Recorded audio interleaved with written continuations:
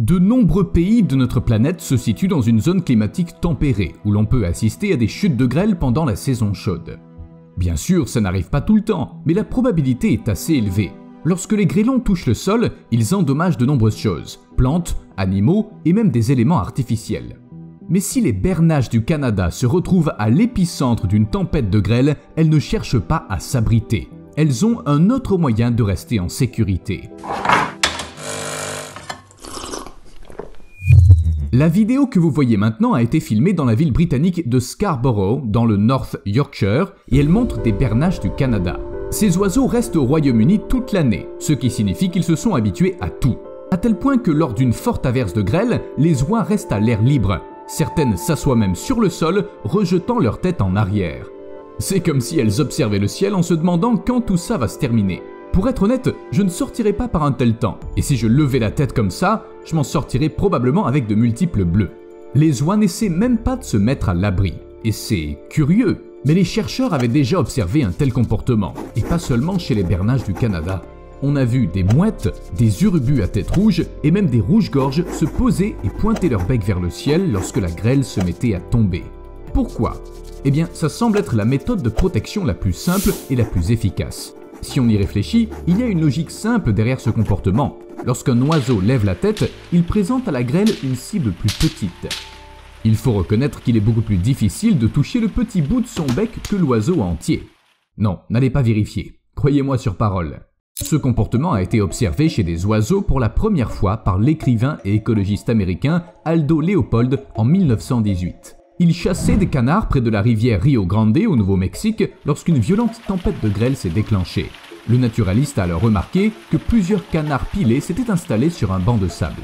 Les oiseaux étaient tournés vers la tempête, leur tête et leur bec pointant presque verticalement. Ça avait l'air très étrange. Ce n'est qu'après un certain temps que Léopold a réalisé ce que faisaient exactement les canards. Puis les oiseaux ont tourné leur visage vers les grêlons pour ne pas être blessés. C'est bien ce que j'ai vu. Mais oui, et la prochaine fois vous nous raconterez que tous les oiseaux descendent des dinosaures. Allez, ça suffit. En fait, les oiseaux ne se contentent pas d'espérer que les grêlons les manquent, ils parviennent à les esquiver. En d'autres termes, ils ne se contentent pas d'attendre que le mauvais temps s'arrête.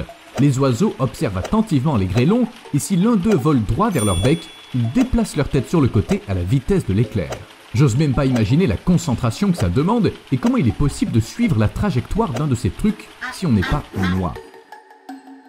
En général, si vous voyez des oiseaux se tenir immobiles dans une position étrange pendant la grêle, n'intervenez pas. Ne faites pas de bruit, ne vous approchez pas et n'essayez surtout pas de les déplacer. Vous risquez de les effrayer, ce qui va les distraire et faire courir à ces malheureux le risque que des grêlons percutent leur crâne, ce qui est très dangereux.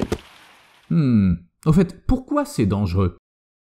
Selon Jeremy Ross, biologiste à l'université d'Oklahoma, il est important pour certains oiseaux de protéger leur tête car elle est très sensible. C'est tout à fait logique. Les oiseaux, à l'exception des pics, n'ont pas besoin de marteler des objets avec leur tête. Alors pourquoi ils auraient besoin d'un crâne solide ? Les espèces plus petites risquent aussi d'endommager gravement leurs ailes lors de la chute de grêlons. Et une aile cassée peut représenter une condamnation à mort quand toute notre vie dépend du vol. Enfin, je pense que les manchots n'en seraient pas enchantés non plus. Mais une blessure au bec pourrait être encore plus grave. Même avec une aile cassée, il y a toujours une chance de survivre. Le bec, couvert de terminaisons nerveuses sensibles, ne guérit pas après une blessure grave, et l'oiseau ne peut tout simplement plus se nourrir.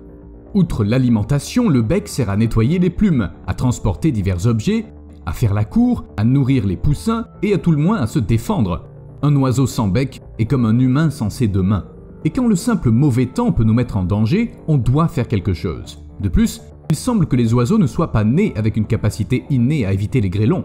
Certains éléments indiquent que les jeunes oiseaux ne fixent pas toujours le ciel pendant la grêle, ce qui signifie que ça vient probablement avec l'expérience. Mais étant donné que ce comportement est très répandu, il doit y avoir une composante génétique. Il est impossible que des espèces très différentes aient toutes appris ce tour en même temps. Peut-être que ça a quelque chose à voir avec d'autres instincts. Par exemple, certains oiseaux doivent fixer le ciel lorsqu'un prédateur les survole. Il pourrait s'agir d'une adaptation évolutive qui protège en même temps les oiseaux de la grêle. Du moins, une fois qu'ils ont compris ce qu'ils devaient faire exactement. Et puis Steve m'a posé une bonne question. Qu'en est-il des petits oiseaux ? On a déjà mentionné les rouges-gorges, mais c'est pas les seuls à pouvoir souffrir d'une tempête de grêle. En fait, une tempête de grêle n'est pas la seule condition météorologique difficile. Même un simple orage, accompagné de fortes rafales de vent, peut constituer une menace. Les oiseaux qui se perchent sur les branches, comme les geais, les moineaux, les cardinaux et autres, ont tendance à se percher sur des branches épaisses très proches du tronc, du côté le mieux protégé du vent et de la pluie. Oui, ils savent quel endroit est le plus sûr. Les oiseaux ne tombent pas, même s'ils s'endorment par mauvais temps. Leurs pattes s'accrochent automatiquement à la branche, quel que soit l'état de l'oiseau. D'autres oiseaux, comme les mésanges, les chouettes ou les pics, se cachent dans leurs trous. Ils peuvent également utiliser des nichoirs. Parfois, plus d'une douzaine d'oiseaux s'entassent ensemble dans un même nichoir pour se tenir au chaud et attendre la fin du mauvais temps. Imaginez ce que ça donnerait si une bernache du Canada entrait dans le nichoir. Pas étonnant qu'elles aient développé leurs propres moyens de protection. Mais ça ne fonctionne pas pour tous les oiseaux.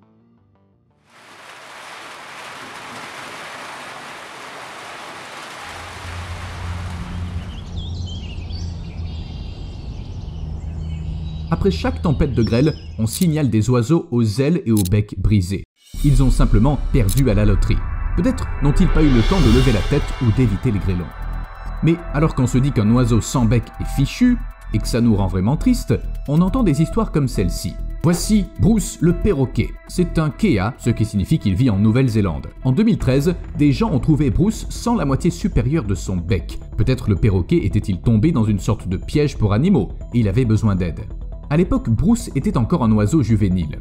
Après avoir reçu un traitement, il est resté dans la réserve naturelle de Willowbank et les chercheurs ont rapidement remarqué que Bruce utilisait de petits cailloux pour débarrasser son plumage des acariens et de la saleté. Les autres kea n'avaient jamais fait une telle chose. D'habitude, ils utilisent leur bec à de telles fins. Bruce avait développé une technique absolument stupéfiante. Il choisissait un caillou d'une certaine taille, capable de tenir dans la partie inférieure encore intacte de son bec. À l'aide de sa langue, le perroquet maintenait la petite pierre, puis il lissait son plumage. Bruce avait également appris à venir à bout des aliments durs. Un kea normal se serait contenté de les mâcher, mais Bruce frottait les morceaux durs contre des objets encore plus durs, comme des pierres. Un perroquet qui frotte une carotte contre des pierres. Mais c'est brillant!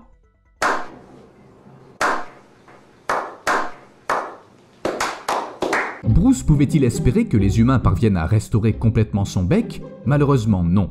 Comme je l'ai dit, après des blessures graves, le bec ne peut pas guérir complètement.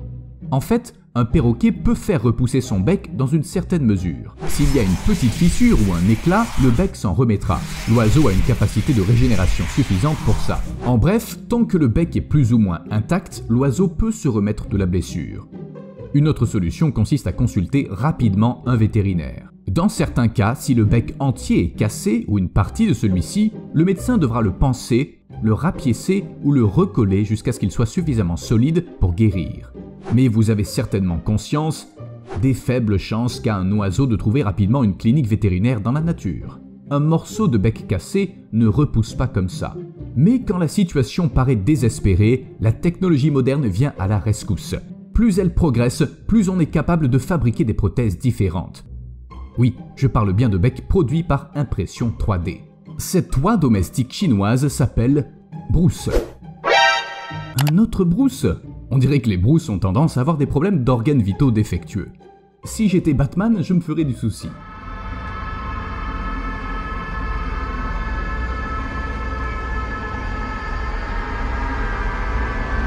Mais revenons à notre oie. Cet oiseau de 13 ans a été blessé lors d'un combat avec un raton laveur, qui lui a tout simplement arraché la partie supérieure du bec. Tout comme un oiseau sauvage, notre Bruce domestique aurait pu mourir après une telle blessure. Sa bouche se serait desséchée. Il serait devenu incapable de manger, de boire, de prendre soin de lui-même et de se défendre. Enfin, tout ce que j'ai déjà mentionné auparavant. Mais les passionnés de Cachemakers ont imaginé le projet Bec-Doigt. Steve, écoute ça, le projet Bec-Doigt. Ils ont donc conçu le projet, imprimé quelques modèles, ils en ont choisi un qui était parfait pour Bruce, puis ils ont posé le bec prothétique avec une colle spéciale. Vous savez ce qu'on utilise en dentisterie pour poser des couronnes. Vous avez de la chance si vous ne savez pas ce que c'est. Avec son nouveau bec, Bruce peut tout faire, mais la première chose qu'il a apprise est de faire des bulles dans un bol d'eau.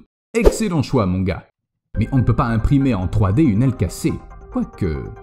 Attendez, mais pourquoi imprimer une aile? Les fractures chez les oiseaux guérissent de la même manière que chez les humains. Eh bien, contrairement aux os humains, les os des oiseaux sont creux. Ça permet aux oiseaux de respirer plus efficacement. Et non, les os creux n'affectent en rien le poids de l'animal. En fait, selon un chercheur de l'université du Massachusetts, les os des oiseaux sont plus lourds que ceux des autres animaux de taille similaire.